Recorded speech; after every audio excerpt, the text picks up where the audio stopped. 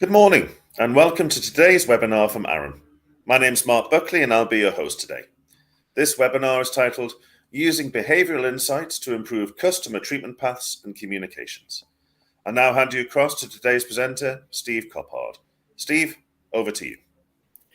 Thank you, Mark, and welcome everybody. As Mark said, my name's Steve Coppard. I'm Group Director of Debt Policy and Strategy at Arum and Just, the Enforcement Market Integrator. So a bit about Arum very briefly. We're celebrating our 25th year this year, and we're a specialist professional services and advisory firm.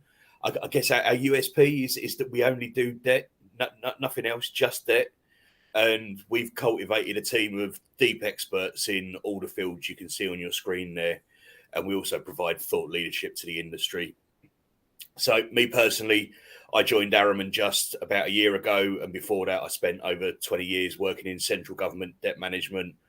My final role there was running the government's debt management function in the Cabinet Office, where I was responsible for prompting policy and strategy improvements to the management of over £69 billion worth of debt at the height of the pandemic, although in a more traditional year, it would have been closer to 24 billion. Okay, right, enough about us. Let's get on and look at today's topic. So as we go through this, please do pop any questions into the chat on the right-hand side. We'll come to them at the end. Or if we run out of time, we'll follow up afterwards with you. This is just a very quick tell them what you're going to tell them slide. So we're going to take a canter through the origins of behavioural insights, look at how it's evolved. We'll look at an industry-specific case study. And throughout it all, as we go along, I'll also try and talk about how we can apply this to our work. So behavioural insights, and more specifically, the behavioural science that underpins it, it began life with the work of psychologists like John Watson.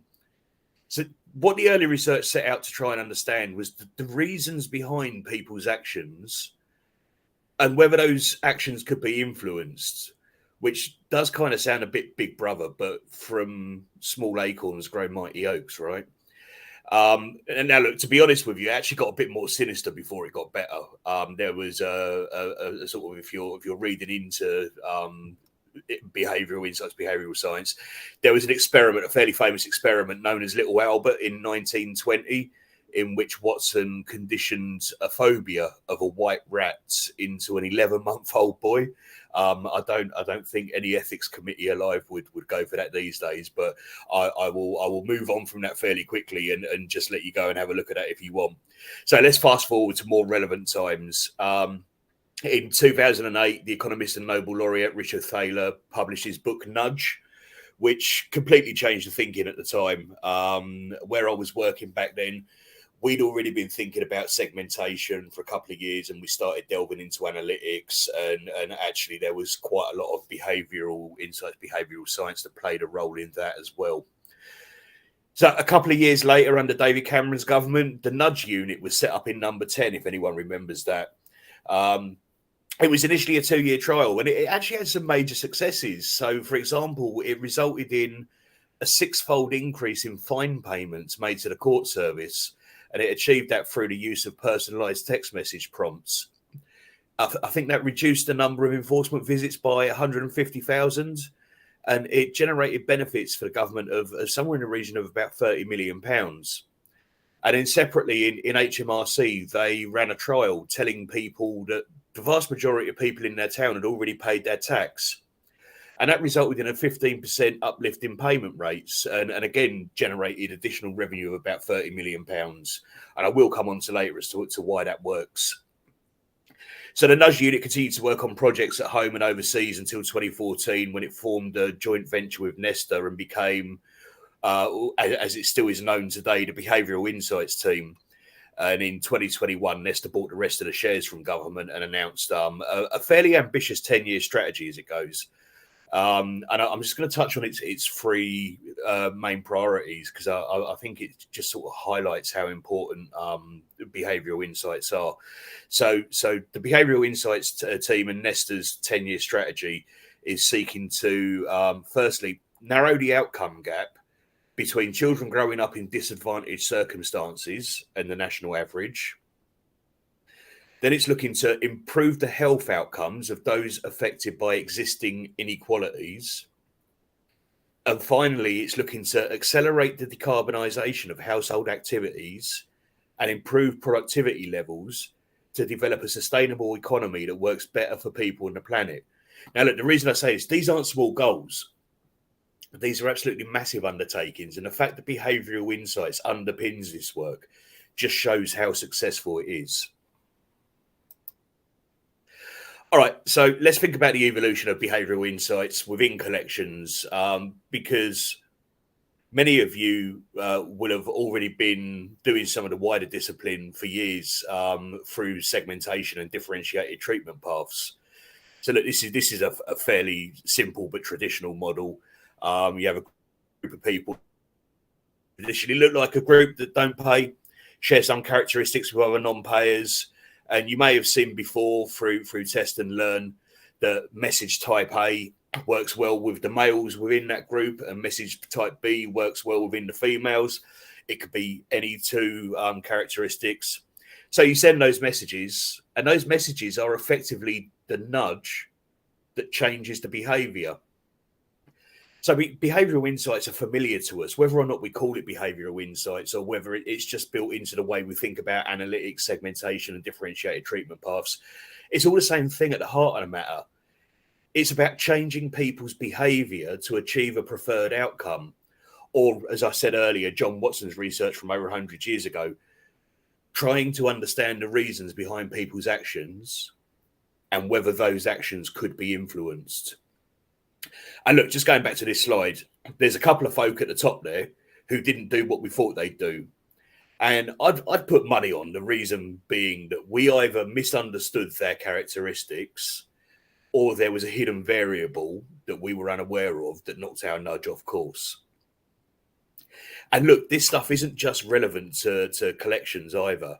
Every single one of you, me, all of us, every single day are the subjects of behavioural insights experiments. So you ever had this feeling? You talk about buying something in front of your phone or your smart speaker, and all of a sudden ads start popping up for that thing. Look, the likes of Jeff Bezos and Mark Zuckerberg, they built their empires on data about people. And of course, what's going on here is that firms are paying the tech giants to nudge you towards their products by showing you adverts for what you want to buy at the time you're thinking about buying it. It's that final little nudge that just pushes you over the edge and gets you to make the decision to purchase. And look, this is a step up from the advertising of old. Back in the day, advertising worked by tapping into reptilian brain, so the bit of the brain that promotes the fight or flight response. The way you overcome fight or flight responses is by breeding familiarity. And back in the day, that's exactly what advertising was about. It was about increasing familiarity with products so that we more readily accepted them. And it worked, right? Just ask the tobacco industry. They didn't spend billions on advertising because it didn't work. But today it's a lot more sophisticated. And I saw a documentary about Amazon in which they said that while we all like to think that we are unique and in control, the data just doesn't support that. In fact, people only have a limited set of responses to any given situation. And the trick is to know how to steer people down a particular pathway by using nudges. Okay, enough frivolity. Let's have a look at how this all fits in with the behavioural insights framework. So this is the Mindspace framework. It was developed by the behavioural insights team, and I want to take a few minutes to relate this to collections world. A couple of things to say before I start. Firstly, this list is not exhaustive. It is not everything that influences our behaviours, but the BI team reckons that these are the strongest 9 components. And the other thing you really need to remember with this, none of these things exist in isolation. They all blend into each other and meld together. So while it's good to be able to articulate them separately, we have to remember that they're all parts of the same psyche. Okay, so let's start with Messenger. This is really, really important for collections. And we'll come on to this when we look at the case study. So the tone of your communication, the style and the branding, the support you offer, These things, they all convey an image of your organization. And if the person receiving the communication doesn't get a good vibe about you, or you give them some reason to mistrust you or dislike you, they are less likely to engage. When we look at incentives, you have to be a little bit careful with this one. So there's something around. There's quite a strong response to avoiding losses. So taking an action to avoid a loss. And look, that's exactly what a penalty charge regime is designed to do. It's a compliance tool. So you need to be a bit careful when using the avoidance of extra fees and charges as an incentive to pay, because it assumes propensity to pay. And look, if you're seeing propensity to pay in the data, then fine. But if you use that tactic on someone who couldn't pay in the first place, then you become a poor messenger, and the customer is likely to distrust you. Now, look, I've blogged before about Australia's online compliance intervention, which was also known as robo-debt, and HMRC's concentrics contracts. Both of those policies assumed that a financial penalty would incentivize contact from people who genuinely weren't in the wrong, while the remainder who didn't contact them definitely deserve penalties in 100% of cases. And actually, as I'm kind of fond of saying, people are messy and complicated. They don't fit into neat little rule books written by policy wonks like me in an ivory tower somewhere. And of course, those sort of policies where you assume 100% of people will do a particular thing inevitably go wrong. All right, let's move on to norms. So I gave an example of this earlier when I mentioned that HMRC sent out letters telling people that most others in their town had already paid their tax, because nobody wants to be that guy or girl. You know, it's people want to generally people want to conform. Defaults, not defaults in the way that we think about it in collections, but actually as a preset. So it's an interesting one from a debt resolution perspective. You could, for example, offer the customer a predetermined payment plan in an SMS message with a simple yes/no reply to set it up, or by scanning a QR code in the letter. Of course, that's assuming you've got enough data to ensure you're compliant with the regulators' guidelines and CSA's code of practice. Alternatively, you can set out 3 or 4 options in the letter. So get debt advice, set up a plan, make a one-off partial payment, or pay in full. But the point is, in doing this, you're taking away the fear of the unknown and making the customer feel like they're more in control of the outcome of this particular engagement, because you've already told them what the outcomes can be and given them the ability to pick which outcome. Okay, so next one is salience. So salience can be helped along by where we position a key message on the page and how we display it. So, for example, having debt advice solutions in a separate box near the top of the first page, rather than buried away in a paragraph somewhere on page 2. And again, I'll talk about it in a minute. If you've got multi-page communications, people are less likely to read the second page. And even when they do, they're less likely to take it in. Priming is another tactic that we can use to help the customer feel like they're in control. So you could, for example, just send the customer a letter, and as soon as they see who it's from, it goes in the pile with the rest. Or you could send them a text message when the letter's posted and let them know it's on its way and that it contains helpful advice on how to resolve the situation. And then when the letter arrives, they're already primed for it, thinking it's going to be a positive experience. And so they're much more likely to actually look at what you've written and then to engage off the back of it. Next one is effect. This one's be aware of it. I guess it could be of use with frontline agents in conversations, but with this one, you need to be really careful, especially that you don't create fear without agency. So look, affect is the act of experiencing emotion. And it's a powerful force in decision making. In fact, people often have an emotional reaction to something and therefore make a decision about what they're going to do before they fully process the thing that they're making the decision about. And look, it's been argued that all perceptions contain some emotion. So a good example that the Behavioural Insights team gave on this is house hunting. Right, so people don't see just a house; they see a beautiful house, or an imposing house, or a tacky house. People don't buy houses based on floor size or location. They buy them because of how the house makes them feel when they walk into it. So bringing that back into collections, so look, council tax is a good example of how effects can be used. So council tax regulations contain within them the ability to commit people to prison for willful neglect for non-payment effectively, but there has to have been sort of a reason for it. That is within the person's control. But most councils that I've spoken to would prefer the committal to prison deterrent to only be there as a deterrent, rather than actually wanting to go through with committing people to prison. Now, look, this is debatable, right? So one organisation I worked for actively went against that sort of tactic and said that it would only ever inform customers about measures that it was comfortable taking. In other words, they never threatened to do something that they had no intention of doing. Yet the deterrent of prison is quite a strong emotional response to a lot of people. You just need to exercise a little bit of caution with this one. All right, commitments. Commitments is about being true to our public promises and the spirit of reciprocity. So commitments is based on people's tendency to procrastinate and delay taking decisions that are likely to be in their long-term interests.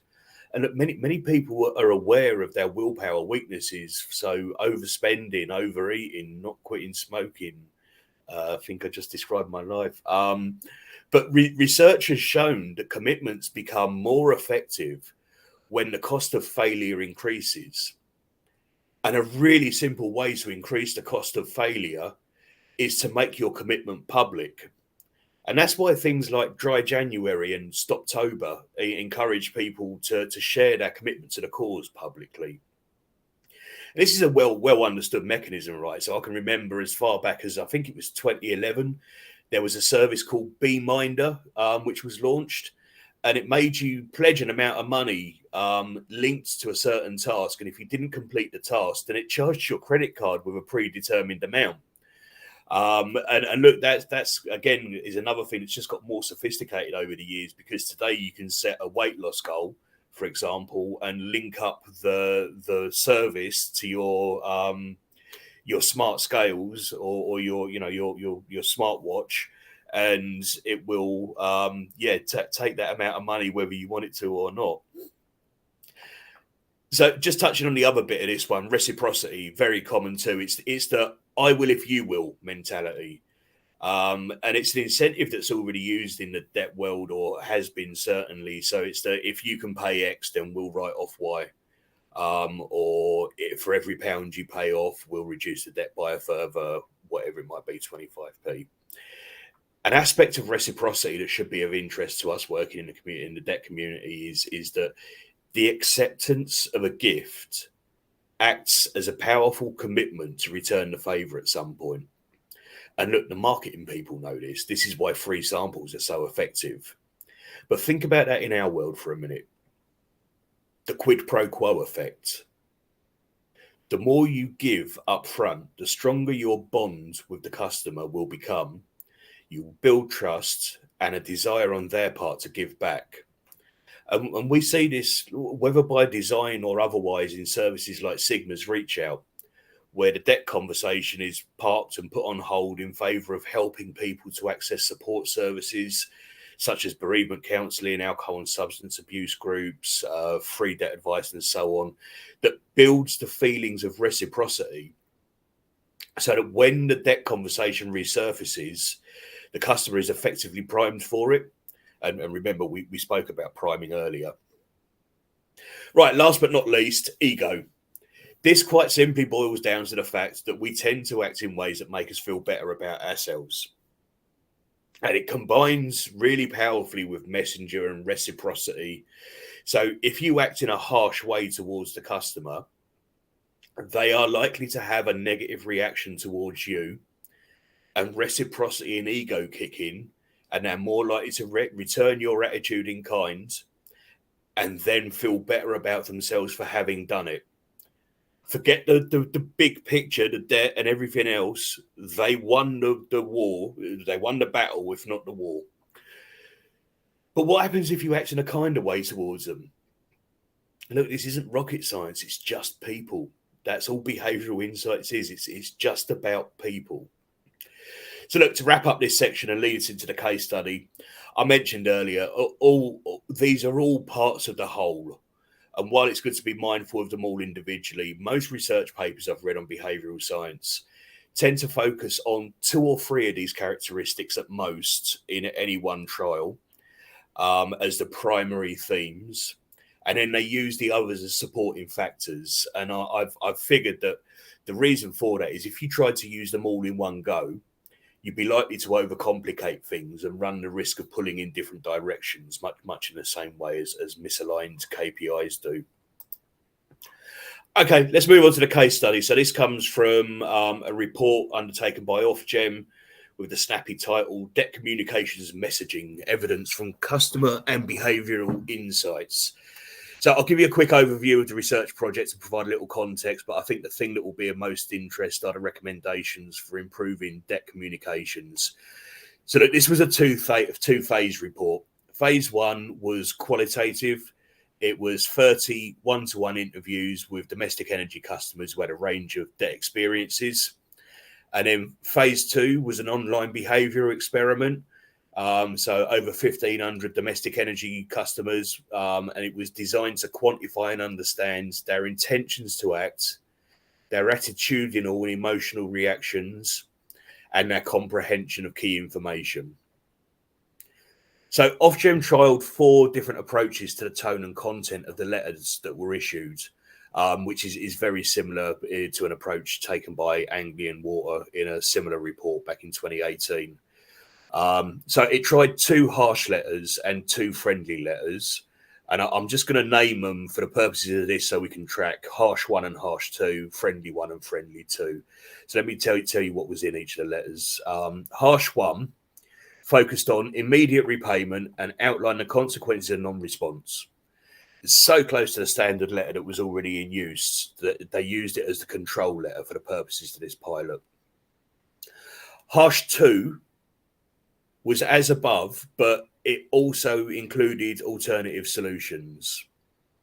Then you had friendly 1. It was less emotive and set out routes to support and resolution, plus the consequences of non-response. And then finally you had friendly 2, which was much more empathetic. It focused heavily on debt solutions and independent support, with specific mentions of the pandemic as a potential cause for the debt. Other factors in the letter, they all linked back to the Mindspace framework, were changes to the placement of information, the use of outline boxes to increase the salience of primary focus, and whether it would support either supportive or punitive messaging.